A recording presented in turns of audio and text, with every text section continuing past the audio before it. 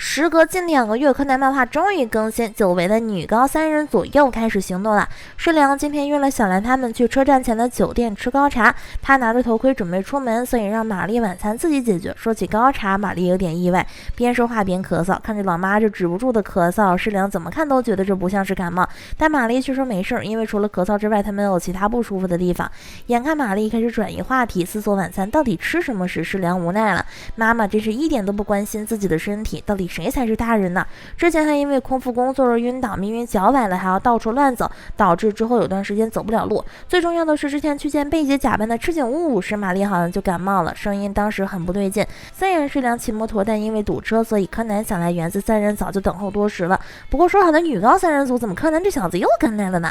世良让小兰他们先去餐厅，因为他还要去停车，可世良却被人拖住了脚步。看着炫酷的摩托，眼镜男露出了一脸怀念的神情，因为他年轻的时候也有一辆这个摩托，车是好车，可轮胎太光滑了，如果轮胎的纹路没有0.8毫米以上的深度的话，就容易打滑。世良当然知道，他正准备最近去换轮胎的。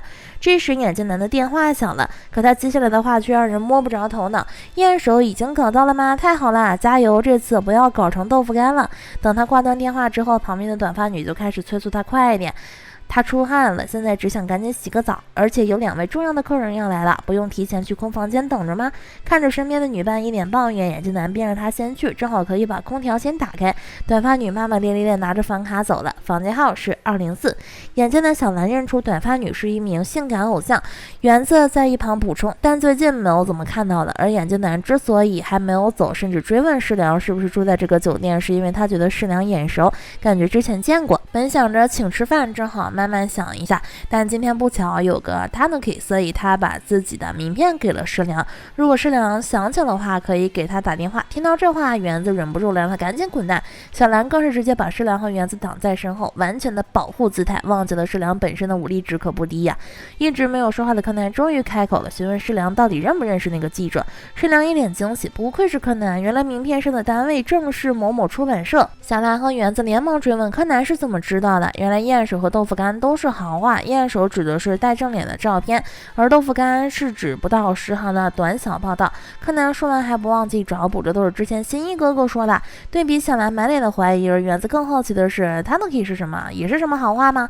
这问到了柯南的知识盲区，总算有他不知道的了。对于传统知识这块，小兰很了解。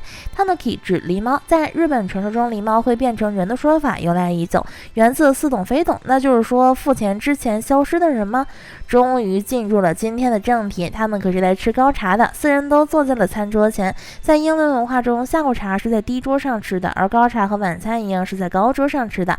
这时，一个戴着口罩的男人引起了园子的注意。这个男人刚刚跟前台起了争执，他明明预约了，但却查不到记录，所以当时说话声音有点大。园子也是火眼金睛，很快就认出了对方是个有名的演员。小兰后知后觉，确实声音有点像。世良反应迅速，立马猜测演员男可能就是记者要约见的重要人物之一。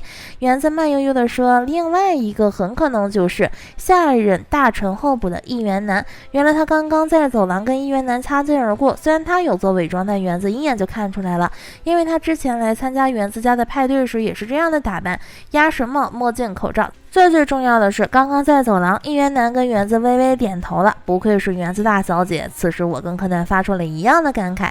204号房间内，眼镜男嘲笑对面的人怎么又打扮成这个样子，该换个样子了，不然熟悉的人一眼就能看出来了。议员男之所以会过来，确实是被拍到了重要的照片。眼镜男声称只要给5000万日元就会把照片删掉。议员震惊了，这和之前说的怎么不一样啊？怎么还翻倍了呢？眼镜男可不管这些，作为政府官员，议员不知道贪了多少钱，这钱绝对能拿得出。眼镜男明天中午会退房，他让议员在这之前把钱送过来就行。议员答应了，然后去冰箱拿了瓶水。两人的对话在卫生间洗澡的短发女都听到了。之后就是演员男，同样的流程又来了一遍。眼镜男照样要价5000万，同样可以思考到明天中午之前。不同的是，演员男称自己肚子疼进用了下厕所，而议员是打开冰箱喝了一瓶水。另一边，小兰一行人用餐完毕，世良本来没有想起来眼镜男是谁，突然警铃响了，熟悉的声音让世良的记忆瞬间闪现，原来眼镜男就是之前拍了世良和玛丽照片的人。于是世良南赶紧往204跑去，柯南紧随其后，小兰和园子则去前台等他们。短短时间就坑了1亿日元的眼镜男心情大好，趁着他心情不错，短发女便提醒他是不是该离婚了。眼镜男笑着说：“不好意思，前段时间刚刚生了2胎，所以至少还要4、5年的时间才会提离婚。”短发女见软的不行，打算来硬的。对此，眼镜男也是胸有成竹，他可是专业的，还能被威胁不成？短发女手机里的照片早就被他删掉了，甚至他自己手机里还有。话还没说呢，他就发现自己手机没有拿，于是两人就返回房间，正好碰到了前来找他的世良和柯南。世良表示自己记性很好，毕竟他也算是个侦探。听到侦探，眼镜男有点意外，然后就准备先去拿东西，让世良先等一下。10分钟过去了，眼镜男还没有出来，于是短发女拿出房卡，一行人准备进去看看什么情况。就在柯南低头看小兰发过来的信息时，就听见了短发女的尖叫声。两个侦探立马停声定位，等赶过去的时候，只见到眼镜男倒在了地上，已经无药可救了。尖叫声吸引的不只有2位侦探，还有2个嫌疑人，分别是眼镜男和议员男。眼见2人想走近，柯南赶紧制止了他们，在警察来之前还是不要靠近比较好。这时世良让柯南过去一下，原来眼镜男倒地的姿势太奇怪，右手紧紧握住了座椅的滚轮，不知道到底有何用意，而且计算器上还留了死亡信息，用血写的 O， 以及后面跟着的一串奇怪数字。这些到底指的是什么意思，还要下期才能揭晓了。又是熟悉的3选1，短发女和演员男以及议员男，你们觉得谁的嫌疑最大呢？这期漫画信息量还有点多。首先，玛丽的咳嗽一直没好，让世良想起了妈妈去见贝姐假扮的老爸时好像就感冒了。还有就是眼镜男为什么会拍玛丽和世良的照片？他作为无良记者，专门拍照然后威胁别人，不应该会拍没有用的照片才对。最后就是园子识破别人伪装可能会给小兰提示，就因为柯南和新一同时出现在了小兰面前，小兰才会认为他们不是一个人。可如果口罩和帽子、眼镜都是伪装要素的时候，小兰会不会早日发现真相呢？好啦，想看之后的剧情，记得点赞关注我，我们下期再见。